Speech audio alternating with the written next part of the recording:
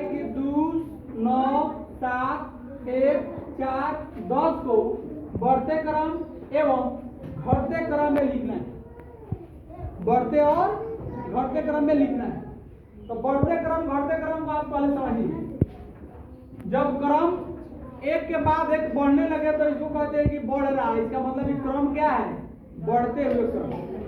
लेकिन कोई इतना बड़ा है फिर इतना छोटा छोटा छोटा होता चला जाता है, उसको कहते हैं कि घट रहा है। तो उस क्रम को हम कहते हैं घटते क्रम। जैसे ये बढ़ते क्रम है तो पहले छोट होगा, इससे फिर ये बढ़ होगा, फिर इससे बढ़ होगा थोड़ा सा, फिर इससे थोड़ा सा और बढ़ होगा, फिर इससे बढ़ होगा और फिर इससे बढ़। अब 1 मिनट बाबू ध्यान दीजिएगा। देखिए तो यहाँ जो आदमी खड़ा होगा उसको लगेगा कि तेगा बढ़ते बढ़ते बढ़ते बढ़ते बढ़ते यहाँ जा रहा है। इसका मतलब ये बढ़ते क्रम में, कौन क्रम में है? बढ़ते क्रम में। यानी बढ़ते क्रम लिखने के लिए सबसे पहले छोटका संख्या के लिखेंगे, उसके बाद ओकरा से बढ़ धीरे धीरे धीरे जितना बड़ा संख्या होगा सबसे लास्ट में और सबसे छोटका संख्या शुरू में। घटते क्रम में क्या सर? एक जस्ट उल्टा।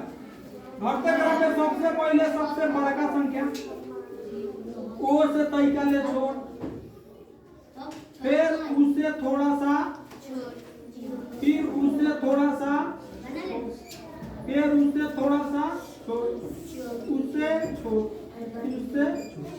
अब देखिए तो यहाँ जो आदमी है बढ़ रहा है कि घट रहा है?